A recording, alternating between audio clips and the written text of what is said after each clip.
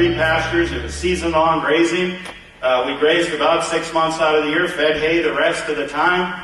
Cattle were confined to the lots. We calved in the lots, and I know April might seem like it's summer here, but we still have snow in April.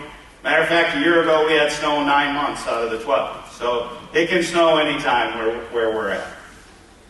So, as I farmed, and I'll say this, I farmed with my father-in-law from 1983 to 91, and then we purchased it from him. It seemed every year we were seeing more and more what I came today to know as symptoms. You know, whether it be a lack of moisture, poor fertility, we were having to put on more and more synthetics in order to get the same amount of production.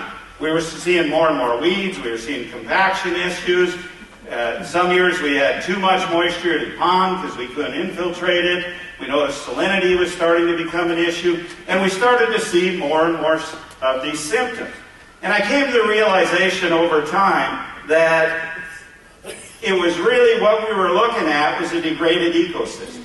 My friend Ray Archuleta said it best when he took this photo and he titled it, "This soil is naked, thirsty, hungry, and running a fever."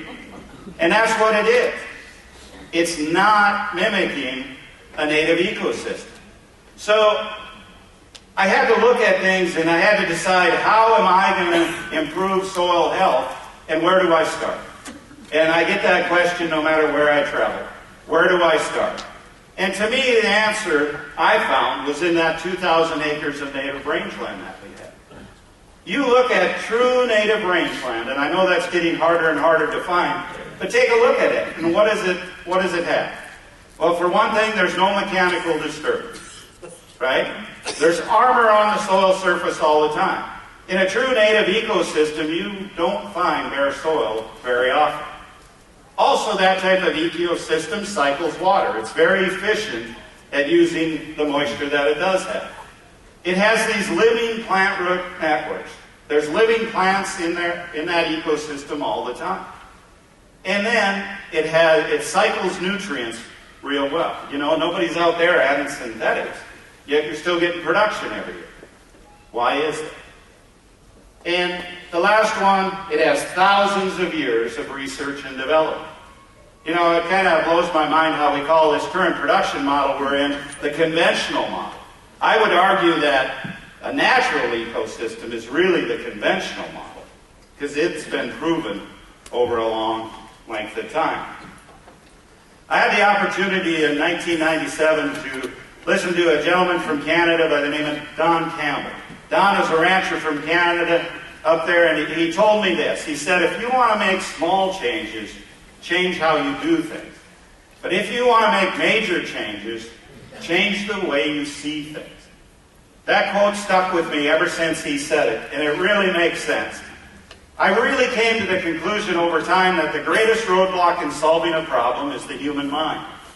I can't tell you how many times I hear, that'll work in North Dakota, but it won't work here. And I tell the person, you're right, it won't. Because with that attitude, you'll never get it to work. You have to change your mind in order to open the door to other options. So what I'm going to visit with you about this morning is the 5 keys to regenerating soil health. And these are universal no matter where we go all over the world. First one, least amount of mechanical disturbance possible.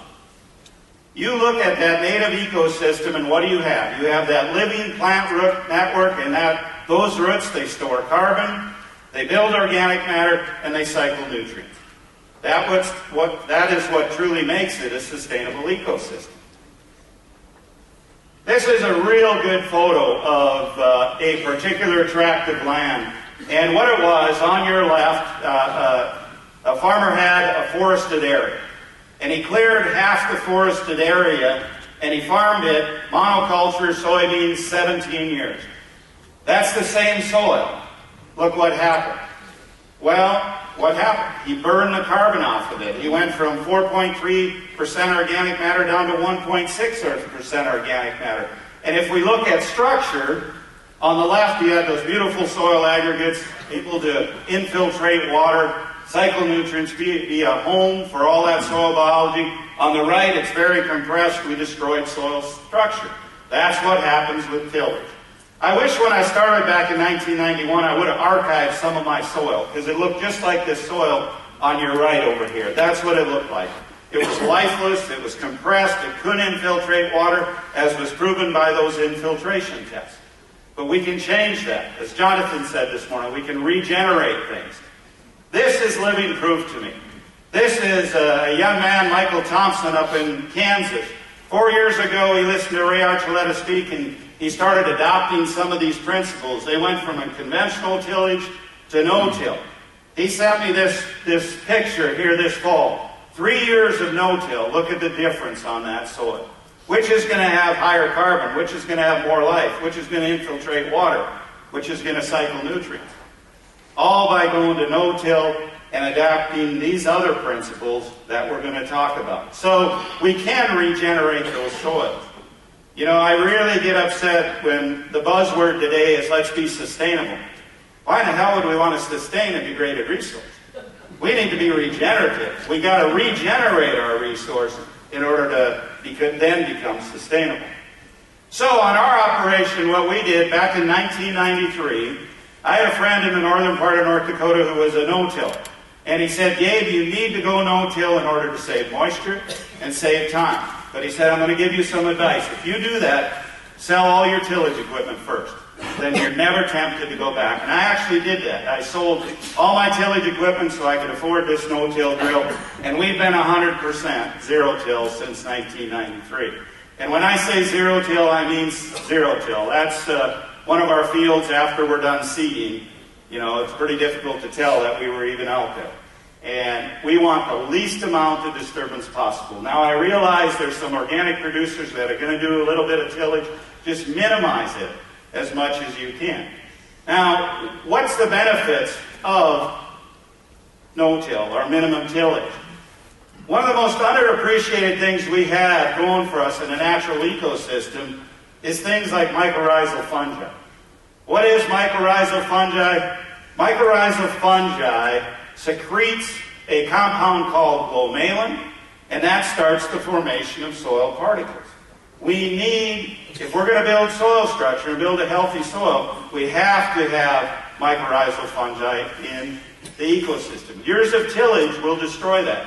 As I'll show you, there's other things that will also. So, mycorrhizal fungi are a fungi that form a relationship with the plant roots, and they secrete this glomalin and start the formation of soil particles. Maybe hard to see, but you see that? It looks like a spider web that's not organized. That's the fungal component, and it's forming relationships, transferring nutrients with the plant. Starts the formation of soil particles. This is a close-up of our soil, right where that single disc opener opened up that soil. Look at the soil particles. Every one of those particles was formed from the glomalin that mycorrhizal fungi secrete. You have to have that in order to build soils. You're not going to have that in a tilled system. The other thing mycorrhizal fungi do, it extends the root network. You know, on the right here, it shows the mycorrhizal fungi. You're bringing nutrients from a much larger area of the soil profile. So your soils become much more efficient at transferring nutrients.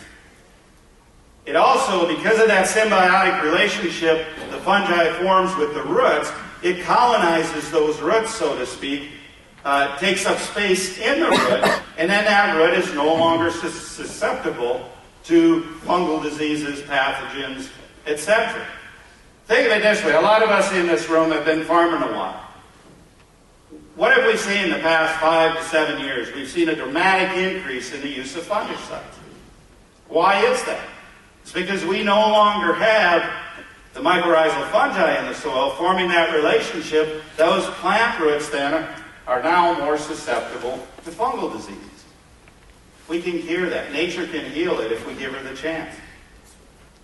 So mycorrhizal fungi, it improves aggregate stability, it builds soil carbon, it improves the water use efficiency, and it increases the efficiency of many of the nutrients that the plants need.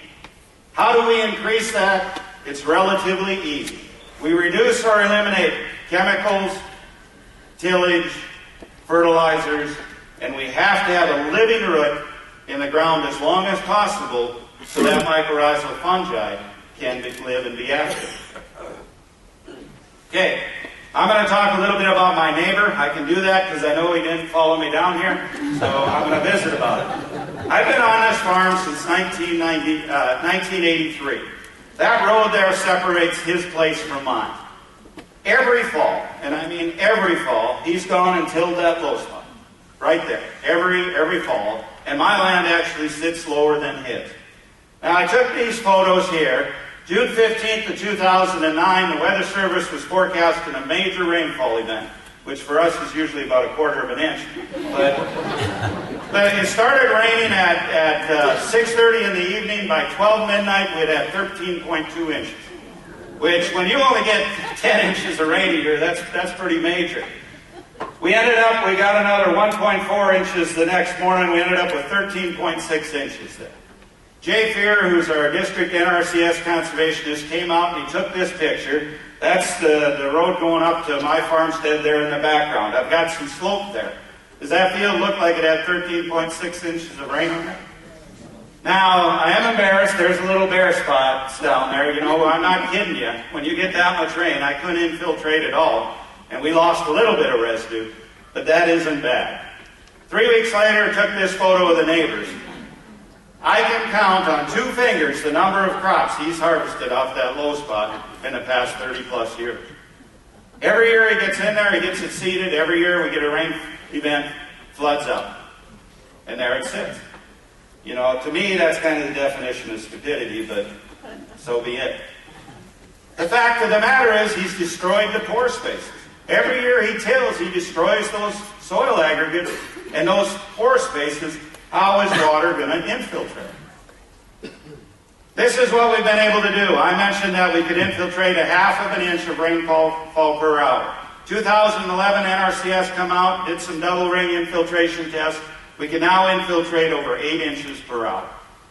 I have never seen it rain 8 inches per hour on our place. It's not how much rainfall you get, it's how much can you infiltrate into your soils, move throughout the soil profile, and then, as I'll discuss later on, store in your soil so it's available for when the plants need it. Okay, principle number 2, armor on the soil surface.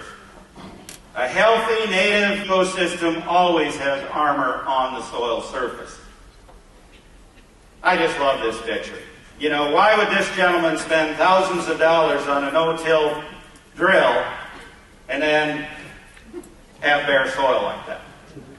That is not conducive to healthy soil. Because what's going to happen the minute he gets rain, if there's any slope at all, he's going to have erosion problems. We see this all over. And yes, I even saw it in the Great Republic of Texas here. So I know it can take place anywhere. Here's us planting corn into our cover crop residue. Armor on the soil surface. When I say I'm a no-tiller, I'm a no-tiller. Notice there's no trash whippers on there. Why would I want to leave that narrow band bare, prone to wind erosion, water erosion, a place for weeds to germinate? The equipment today, as Paul's going to talk about, can get through that residue. We can do it. We have the technology to do it. Leave the armor on the soil surface. Here's just a picture of where I used a grain drill to go through some cover crop residue. The crop's germinating just fine. Will weeds germinate through that? Sure, some will, but not that many. We can reduce our synthetic herbicide use because we have that armor on the soil surface. We're mimicking nature. The other thing that armor really does is it buffers the heat. And I know what you're saying now. You're saying, hell, you're in North Dakota, you don't get hot. Well, we really don't compared to down here, but we can get hot, relatively speaking. We took these photos on a day where the air temp was about 97 degrees. In the cover crop, it was 87 degrees, under that armor on the soil surface. The bare soil was 107 degrees.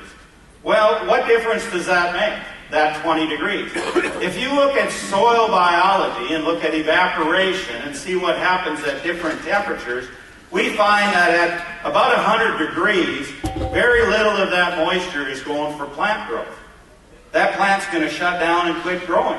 So in this previous slide, under my cover crop with good armor, those plants are still growing. But in the bare soil, where we don't have that armor on the soil surface, that plant's shutting down. We're no longer getting growth. And as that temperature keeps increasing, then it starts negatively affecting soil biology, and all the nutrients the plant gets come via soil biology. We need to keep the soil temperatures down. The other thing it does, we actually dug this spade full of soil on that day where that temperature outside was 97. That's earthworms right under the soil surface. You know, the soil is cool enough under that armor where the soil life is still cycling nutrients. We brushed aside the cover crop residue, and I know that's a little hard to see, but that's solid earthworm castings there. Nutrient dense, didn't cost me a penny. We have a motto on our operation. We want to sign the back of the check and not the front. It's a pretty good motto to have. Let the earthworms supply the nutrients. Let biology supply the nutrients. Works real well. When I bought that place in 1991, I could never go fishing because you'd never find an earthworm on any of the cropland fields. Last spring we did earthworm counts. 12 inches by 12 inches, 2 inches deep, we were averaging over 60. That's a lot of earthworms. And they're working free as long as I provide the home for them. That's my job. Okay, that's the second principle. Third principle is diversity. I bought this native pasture back in 2002, and I tell people I bought it for two reasons. Number one, it was a true native pasture with a tremendous amount of diversity. My son teaches rangeland management at the local community college, and he brought his classes out to this paddock, and in 2 hours, they found over 140 different species of grasses, forbs, and legumes. That's diversity. We have that in our native system. Why don't we have it in our monoculture type system? Now, the other reason I bought this pasture is because with that many rocks, I'd never be tempted to break it up. I'm just not that ambitious. Now, I thought I had a lot of rocks, but I was in Australia in 2012, and I locked the brakes up on the car when I saw this field. If you look close, that is seeded. There's oats coming up there. Now, don't feel too sorry for him. Look in the upper right. He picked the worst ones. There's a rock pile up there. It was kind of funny. The friend that was traveling with me, him and I got out, we were taking pictures, and lo and behold, the farmer shows up.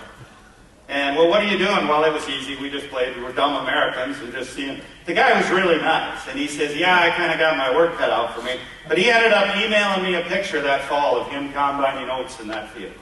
So how would you like to buy his used equipment? I don't think so. Now I tell people I can build a lot of soils and we can regenerate soils, but I'm not going to kid you, it's going to be a real challenge to regenerate that. So, but look at production agriculture today. No matter where you go, what do you see? You know, in this area, the traveling this past week, I saw a lot of winter wheat. You travel through the Midwest, what are you going to see? You're going to see monoculture corn. You're going to see monoculture soybeans. What happens when we seed monoculture after monoculture after monoculture and then combine it with tillage? We destroy the resource. Jonathan talked about it this morning, how over time the resource had been degraded. And I'm here to tell you, I have never been on any operation anywhere around the world, including my own, that doesn't have a degraded resource. I have yet to see a truly healthy whole farm ecosystem. But we're making improvements and we're getting there. In 2006, I was at the No-Till on the Plains conference, and this gentleman was speaking there. It's Dr. Ademir Caligari from Brazil. He is the world's foremost authority on cover crops. And he said two things that day that really stuck in my mind. First thing he said was, you give me 2 inches of rainfall a year, 200 inches, or anywhere in between, and he said, I'll get you a cover crop growing. This is a man who's worked in over 65 countries all over the world. He knows what he's talking about. The other thing he said was, he said, cover crops are meant to be seeded in multi-species combinations.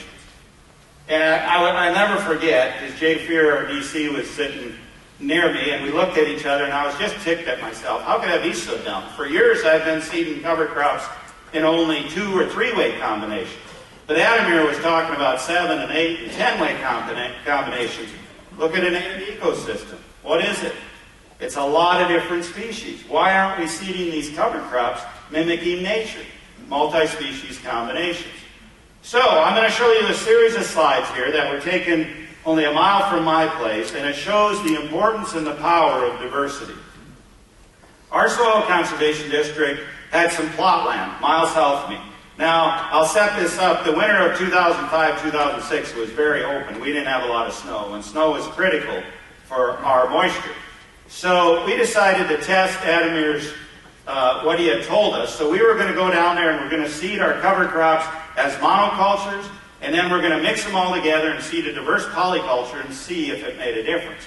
Now, we started seeding in May, and it was really dry. We were seeding into dry soil. And between May when we seeded and between July 31st when this photo was taken, we only had an inch of rain.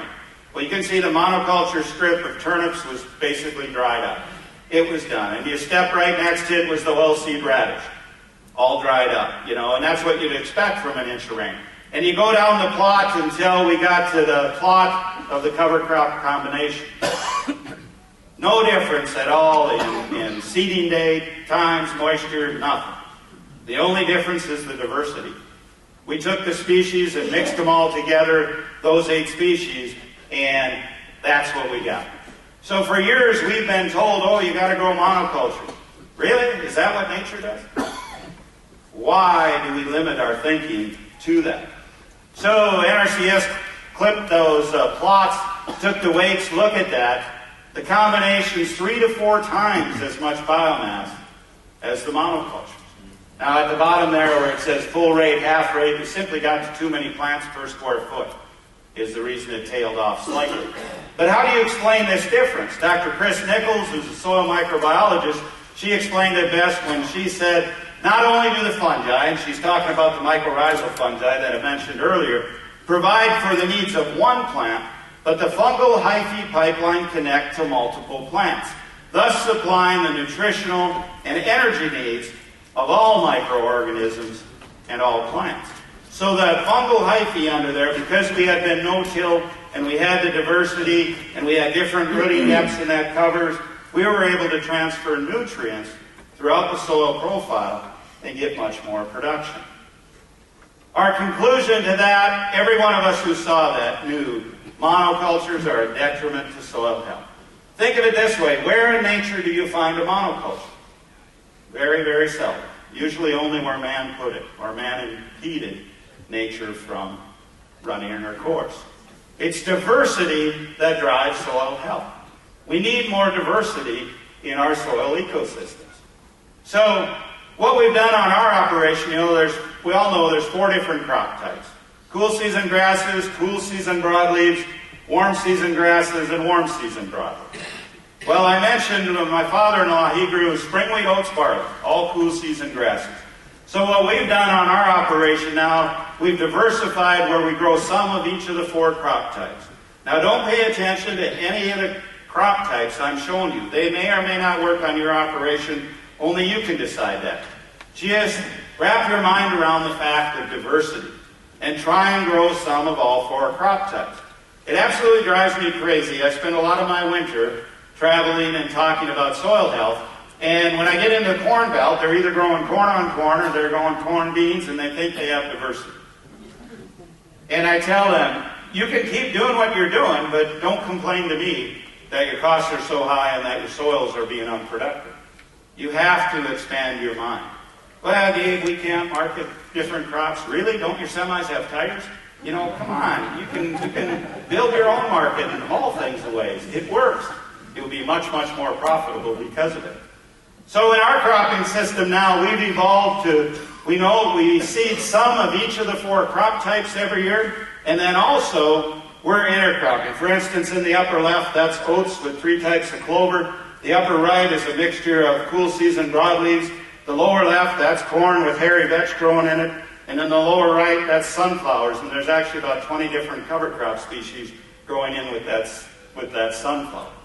We want diversity in the cropping system anytime we can get it. Okay, number 4, the 4th principle. Living root in the ground as long as possible. You look at a true native ecosystem, what do you have? Do you have all warm season grasses? No, you have a mix. You have a mix of warm and cool seasons. And then you got, with that mix, you have all this different root shapes, sizes, rooting depths. You have different leaf areas. About 2/3 of your organic matter will come from roots. The more roots we get in the soil, the quicker we're going to heal that soil. Here's a closer up picture of that oats. Oats has been extremely profitable for us. We're able to go in there. If we have that armor on the surface with a decent amount of armor, we're able to go in there with no herbicide. We haven't used any synthetic fertilizers on our operation since 2008. We haven't used any fungicides since before the turn of the century. We do occasionally use a herbicide, and I'm trying really hard to get away from that. I just don't quite have it figured out yet. But we'll go in there and we'll seed oats along with clovers. This particular case we use Persimmon, Crimson, and Persian. We'll straight cut that oats off and we got that clover growing, capturing sunlight. The rhizobia are fixing nitrogen, living root in the ground as long as possible. It boggles my mind how much producers like to write checks. Above every acre of land, there's approximately 34,000 tons of atmospheric nitrogen. It's free. All you got to do is plant a legume. No, I'd rather write a check to the elevator. Okay, whatever. Is there really any reason why we're converting fossil fuels into nitrogen? No. No reason whatsoever. Makes no sense to do it. Shouldn't be doing it. This is a corn crop. That's hairy vetch growing in with the corn. We're able to combine that corn off. Look at, we're balancing our livestock protein needs by having that in there. Meanwhile, while that corn crop's growing, that vetch is helping supply nitrogen to the corn. It's free. All we got to do is have some seed. Keith and Brian have a call too, by the way. Okay, here's corn where we broadcast some clovers and turnips in. Broadcasting in our dry environment usually doesn't work. In this particular case, it did, and that's what it looked like come fall. You know, at our corn there, ready to combine, really good understory growth of turnips and clovers growing underneath it. Try to do these. Now, I will caution you, this will get you kicked out of most crop insurance programs. But we quit crop insurance on our operation. I no longer wanted to be on welfare, so I quit that. My own opinion. Now you know it. So, now we'll get into living root as long as possible. Cover crops give us the opportunity to do that. When I think of cover crop, I think of this. Cover crop is a diverse mix that enhances the function of the soil. That's what it's there to do. It's to enhance soil life. These are just some of the cover crops we grew on our operation this past year. Again, don't pay any attention to the species because they may or may not work on your operation. But notice I have some of all 4 crop types. We're trying to get that diversity as we get a living root in the ground as long as possible. You use cover crops to design for what you don't have. The first thing when you think about planting a cover crop you need to ask yourself is, what's my resource concern? What am I trying to do on that particular field? You know, do I want to improve infiltration, increase organic matter, jumpstart nutrient cycling? What is it I'm trying to do? You have to decide that first. I see way too many instances where producers just go and they plant the cover crop. It's going to cure all, save all. Well, is it the right one for the right situation? You have to think that through before you decide which one to use. The other thing is, where do you have a gap in time where you can fit a cover crop? That's why, like the corn bean guys, the best thing they can do is plant winter wheat. Then they got a window of time following that winter wheat where they can get a cover crop growing. You have to think about that. If you're going to design a mix, go to this website, greencoverseeds.com. They've developed a Smart Mix calculator. Looks something like this, although the new one's being made now. It is absolutely the greatest tool there is to help you determine and make it easy to determine the species that you should use in a mix, because it does all the calculations for you. Write down that website and use that. It'll work. Now I'm going to show you an example here, several examples of how we address resource concerns by using cover crops. Okay, these are some producers who live about 15 miles south of me there in North Dakota, and they had a window of time following, in this particular case, they used field peas. And in our environment, field peas can be harvested real early. Down here, you can use something like winter wheat, give you a longer window of time. But their symptom was they had tilled for years and years, they didn't have structure to their soil, so they had to get some plants that would proliferate mycorrhizal fungi. And so they decided on this mix here. This mix has several species in it that'll form that relationship with mycorrhizal fungi. And so they went in following that pea harvest, and I'm going to tell you first here about what they did. There was a field of cropland that was split with a single row windbreak of trees. So they harvested the peas on both fields, one on each side of the trees. They planted a cover crop on one side, no cover crop on the other. And this is the cover crop that they planted. October 1st, by October 1st, they had that amount of growth on it. Jay's standing out in there. And we decided to see, how this affected livestock gain. So what we actually did, we weighed all the calves before we turned them out on there. And turned out 141 pair for 16 days on that cover crop. Averaged 52 pounds a gain on the calf. We didn't weigh the cow, just the calves. So in other words, 3.1 pounds a gain.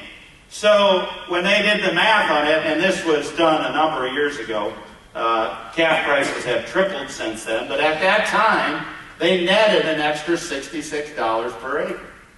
But the important thing is, what's the value of the recovery time they were able to give that native range by getting their livestock off the native range? And then most importantly, what's the value of improved soil health? Okay? Next spring they went in, and that's that tree row you can see in the upper right on the left-hand picture. He had just planted corn into there. That's the residue that was left, because when we're grazing these cover crops, we're using good management practices, only taking about a third, leaving two-thirds. There on the right, that's on the opposite side of those trees, look at that wind erosion, because there was no cover. Now, but this is a sandy soil site. We were worried about how much moisture is that cover crop using in our limited moisture environment. So NRCS came out right before he planted the corn, and they probed the soil on both of those fields, took many samples to figure out how much moisture was used. The answer was 4/100ths of an inch. Now, I'm not saying that's all the moisture the cover crop used. I'm saying that's the moisture that was left on each of those fields that next spring. So see, the field on the right, which had 3.11 inches of stored moisture, it had no cover crop on it, but because the soil's so degraded, it can only hold so much. So you got to build soil health, build water holding capacity, then you're able to use it throughout the year. So you might as well grow a cover crop, use the moisture that comes, build soil health, increase water holding capacity, increase infiltration, increase nutrient cycle. NRCS has a real good program, Web Soil Survey. Go on it. You can find the water holding capacities of your soil. Other thing is, look at that picture taken in the spring. They had to use an extra herbicide pass where there wasn't a cover crop. Let's see, they netted $66 more an acre from the gain on the calf. They don't have to spray a herbicide pass in the spring. They saved a lot of soil erosion. They built soil health. Win, win, win, win, win. If you're in a dry environment, you need to grow cover crops to increase water holding capacity. If you're in a wet environment, you need to grow cover crops in order to cycle that moisture through. There is no instance I have found where a cover crop does not work. Now, there's also many species we can use for weed suppression, and I just listed a few of them there. We can use these cover crops to address resource concerns. So, here's another example. Symptom, poor infiltration or compaction, like my neighbor has there, because of his years of tillage. He's not infiltrating any of that moisture into the soil. There's a lot of different species that can poke holes down and start improving infiltration. Listed some of them there. Sorghum Sudan, annual rye, cereal rye, radish, turnip, sunflower, sweet clover. Here's an example that's pretty common. We see this quite often if a person's been tilling for a number of years. That radish root went down, it hit that tillage layer, then it had to make a sharp turn before it could find an area to go down. These radishes can get real large. You can kind of tell where your compaction layers are by the amount that radish grows above ground. I'll guarantee you in this spot, that's about 12 to 13 inches above ground. You can dig down, you're going to find a tillage layer down there, 10, 12 inches below the soil surface. That radish starts going down, hits that tillage layer, pushes above ground until it can get enough energy to go down through the ground. Now some of these can get real big. That's a 16-inch tire there. That's a pretty big radish. Those of you who know my friend David Brandt, he really brags about how big his radishes are, so I had to show him that we can grow turnips in North Dakota.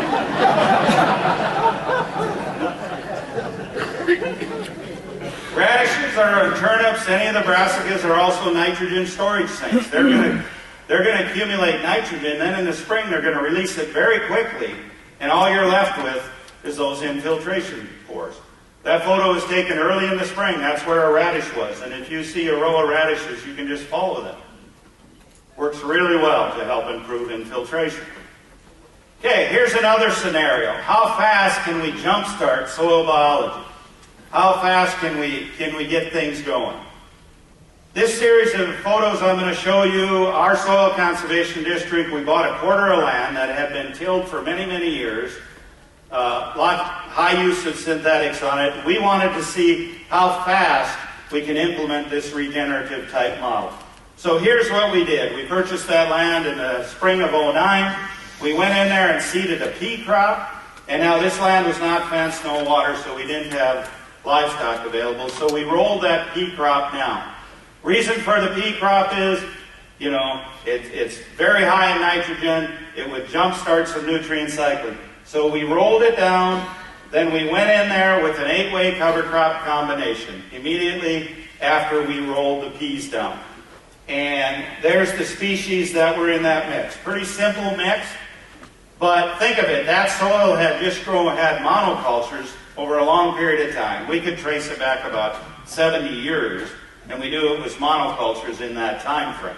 So that soil life is getting fed a pretty diverse diet compared to what it was used to. So we went in and seeded that. We didn't put any synthetic fertilizer down. And then the next spring, there's what it looked like. We didn't roll it down or anything. We just planted directly into it. We planted corn. Again, we didn't use any synthetic fertilizers at all on it. In July, we took a leaf tissue analysis on July 7th. Now, if you start with pretty degraded soils and just give it 1 year of cover crops, we found it absolutely amazing. This leaf tissue analysis, with the exception of calcium, showed that all the nutrients were supplied. Now, I don't want to give you the wrong impression. I'm not here telling you to do away with your synthetics. You're going to have a wreck if you do that. Actually, when you move into this type of scenario, you're going to have to increase your synthetic fertilizer for the first few years, because all of your nutrients are going to be tied up in that above ground biomass and the roots and in the soil biology itself. So you need to increase your synthetics until you get the nutrient cycling. But what we did in this case, we used a full year of cover crops. So that's the energy, that's the fertilizer, so to speak, that this corn crop is running on. We combined that corn crop on November 8th. And what we had done, we had split the field in half. Half of it, we put some compost teas. The other half had nothing. County average, Burley County, North Dakota, is just under 100 bushels per acre of corn. We averaged 122. Now, true, we had a year of cover crops, but we're just using it to show people how fast we can jumpstart soil biology and nutrient cycling. You can do it. We can do it much faster than we used to think possible. Now, this photo here is on a friend of mine about 20 miles north of me. He had a problem. He was complaining there's too much residue. I'm having cold soil temps. My residue, he just got started in no-till. This was about 6-7 years later. Went up there, we could tell what he had planted the previous 5 years. And he was thinking, man, do I got to go back to tillage or what? I'm getting all this residue built up. We said to him, Glenn, you don't have a residue problem. You got a carbon-nitrogen ratio problem. Those previous crops he had used, spring wheat, winter wheat, corn, sunflowers, all very high carbon crops. There was no nitrogen to cycle that through. He was using fertility, but it was synthetic fertility, but it was being tied up in the growing crop. This is very easily taken care of. All Glenn had to do was he had to go in there and start seeding legumes with brassicas. So after a winter wheat harvest, he went in there and he seeded some lentils or peas along with radish. The next year, he added peas as a crop in his rotation. Boom, problem solved. Residue cycled through, no longer has that. I hear that many, many times when I go out. Oh, I can't no-till, it's too cold on the soil. Well, what's your crop rotation? What's the carbon-nitrogen ratio? We can use cover crops to balance that and get that cycled through. With peas, I certainly recommend adding something like the radishes, the brassicas, to store that nitrogen for the following year's crop, which they do very efficiently. And that photo shows that row of radishes the next spring, breaking down that, releasing that nitrogen, breaking down that residue. Works extremely well. So here's another symptom we can address, pests. You know, I've got a neighbor who farms 42,000 acres, okay? The planes are going constant, flying fungicides, pesticides, etc. on that crop. Got a good friend, Jonathan Lundgren. He's an entomologist, ARS, Brookings, South Dakota. He told me this. For every one insect species that's a pest, there's 1,700 species that are either beneficial or indifferent, meaning they won't help you or harm you. So why, as producers, are we so focused on killing that pest? We should be focused on providing a home for all the beneficials to take care of that pest. Then it'd take care of it without us having to write the checks. So on our operation, I mentioned we haven't used pesticides since before the turn of the century. Here's lady beetles. You attract them, they're ferocious pets. Also attract all the pollinators. You know, well, you read about that in every magazine you pick up now. It's talking about the problem we're having. We're losing all the pollinators. Are we providing a home for them? It's pretty damn hard to attract pollinators in a corn-soybean rotation, right? If we provide the habitat, they'll come, and they will. That's what we can do with cover crops. You know, in this is a sunflower field. I mentioned over 20 different species growing in it. And underneath that sunflower field, we have species like buckwheat. Tremendous pollinator attractant. It also helps to cycle phosphorus. Buckwheat secretes a root exudates that will help break down organic phosphorus into inorganic. We're sitting on an endless supply of phosphorus in our soil. But we don't plant crops like this that'll help it cycle through. Instead, we want to write a check for it. Makes no sense. This one here is Phacelia. Phacelia is a flowering plant, tremendous root mass, so it'll increase organic matter in your soil, but it also really attracts the pollinators. Canola, same thing, attracts the pollinators. This particular photo I took on October 8th. We get our first killing frost on the 8th of October. As your soils become, on the 10th of September is usually our first killing frost. I took this on the 8th of October. As you improve soil health, your soils will stay warmer a lot longer, which in our environment, that's a good thing, because it'll extend the growing season then. Now, in warm environments, if you have that armor, it'll keep it cooler longer. Spiders, you know, I can't tell you, walking through our cover crop fields, how many spider webs you have. Do I have a grasshopper problem? No, they're all in with the spiders. You know, it's simply a matter of providing a home. And you can use a lot of these cover crop species to attract those beneficial insects. We need to start doing that in order to get the ecosystem functioning as a whole. Fifth one, and I'm going to talk a lot more about this tomorrow, but this is a very important one. Fifth one's animal impact. Look at how nature did it. What did nature do? You know, our central plains here, there was large herds of bison. I own this newspaper, the Prairie Farmer, 1871. That was on the front page of the paper. That's how our prairie soils were formed. You had these large herds of migrating animals moving across the plain. Then you had the resident ones. They would take a bite, trample, dung, defecate, urinate, move on, cycle nutrients. You drive today across anywhere in the U.S. and where are the animals? They're all either locked up in a calf or they're non-existent, right? On our operation, when we took that operation over, we could run 65 cow-calf pairs and about 35 yearlings on those 3 pastures. Today we're running 350 cow-calf pairs. We're running 400 to 800 stockers and grass-finished animals. We've got a flock of sheep. We've got pastured pork. We've got broilers. My son's limited on broilers to the number his mom and dad will help him butcher. We've got laying hens. The laying hens follow around the grass-finished and stockers. They're not fed at all except for supplemented with a little bit of oyster shells during the summer. Other than that, they're just free range. $4 a dozen for eggs, as many as we can produce. It's absolutely amazing. But what we're trying to do is harvest different energy levels. Because we're trying to mimic nature. Think of that. You know, in the plains with the herds of bison, you had elk, you had deer, you had all these other species. They're all harvesting a different level of energy. We're just trying to mimic that. And I'll get more into that tomorrow. Now, after we graze these cover crops with the crop on the cropland, we try and do that in a way where we leave that residue, as I said earlier. And I'm going to show you through a series of slides here the problem I have with the quote-unquote normal NP&K soil test. Here's the type of residue we leave when we're done grazing a cover. Here's a quote-unquote standard NP&K soil test. I know that's too small for you to read, but in the upper left, it says pounds of nitrogen in the top 2 feet of the soil profile, 10 pounds.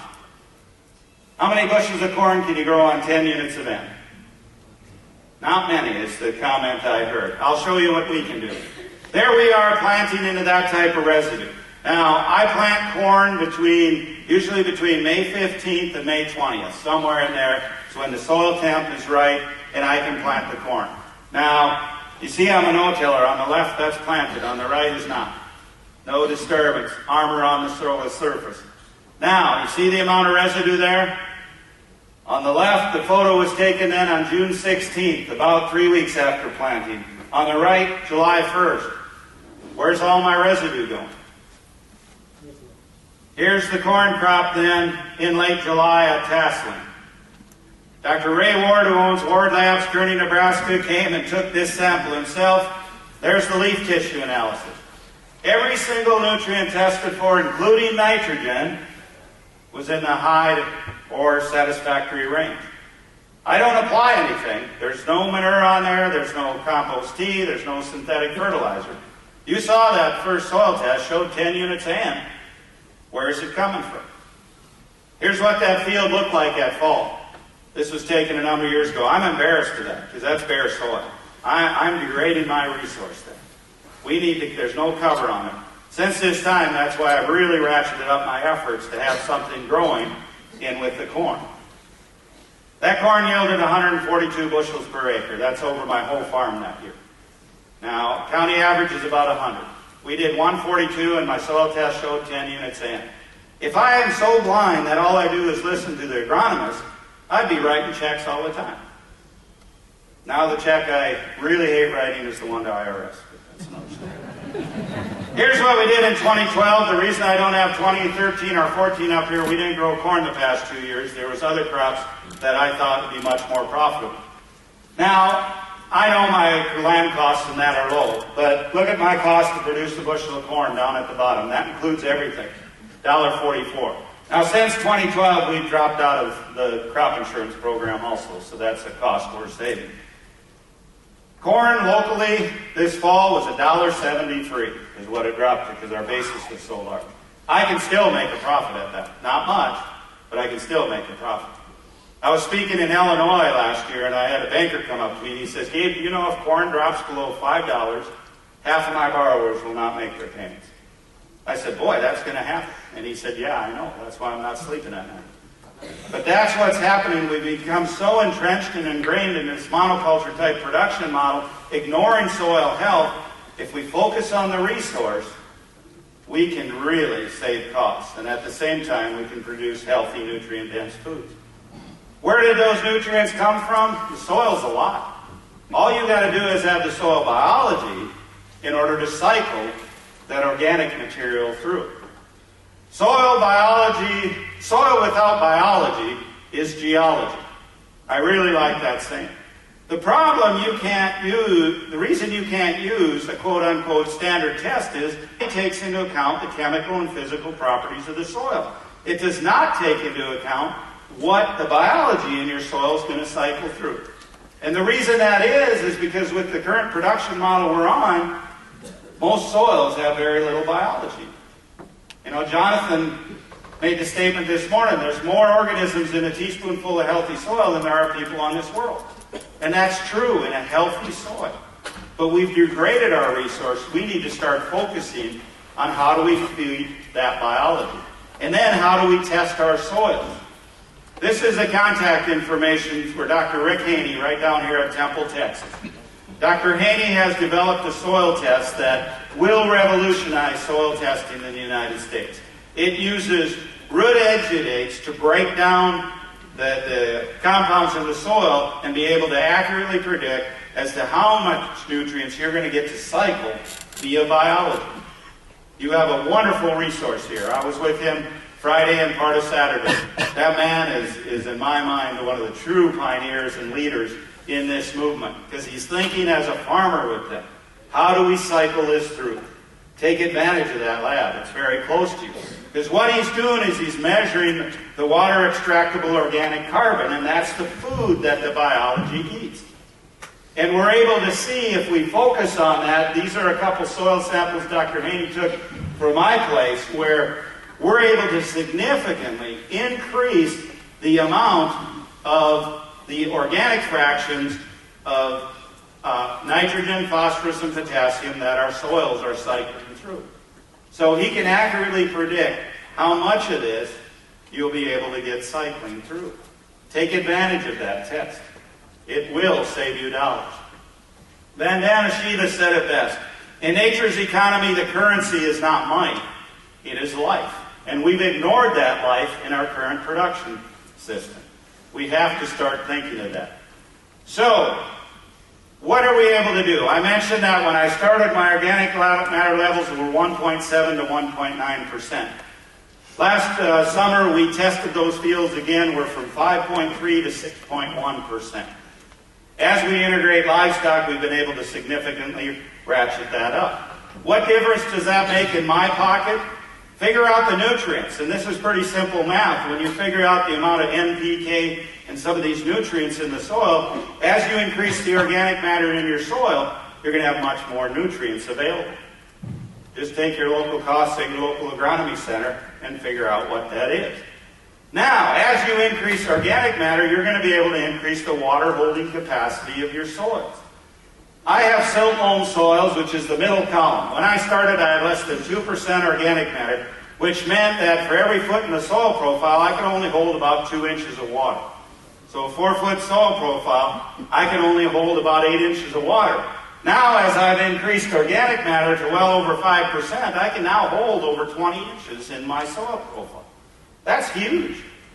You know, and the plants are going to be able to access that throughout the growing season. We build resiliency into our systems. In some ways, we create our own drought. And I know there's people in this room who have had drought for many years, and I sympathize with you. I've been there. But there's ways, once that turns around, that we can build back the resiliency in our soil and make our soils so we can better combat that lack of moisture. So, 1% organic matter in the top 6 inches of soil can hold about 27,000 gallons of water. Okay? As we've increased the organic matter in our soils, we've gone to where on our 5,000 acre operation, we used to hold about 256 million gallons of water. Now we're storing over 810 million gallons of water. That's huge. That's just like irrigation. Here, earlier this past fall, I was speaking down in the Boot Hill region of Missouri. They're getting over 50 inches of rainfall, applying 50 inches of irrigation for 200 bushel corn. I just showed you the kind of corn I'm getting on 15 inches a month. It's water use efficiency. It's not how much you get. There's no reason in the world they can't grow 200 bushel corn on their natural rainfall. The reason they're not able to is they've got a destroyed soil ecosystem. Soil carbon is the key driver for the nutritional status of plants and therefore the mineral density in animals and people. Soil carbon is the key driver for moisture or water holding capacity. Soil carbon is the key driver for farm profit. I can go on most operations anywhere in the world. The amount of carbon they got, we can directly tie it into the amount of profit in their operation. Here's what we've been able to do on our operation. On the left, we started out very shallow soils, low organic matter. We went no-till. No-till is a tool, one step up. We then started to diversify the cash crops, another step up in organic matter levels.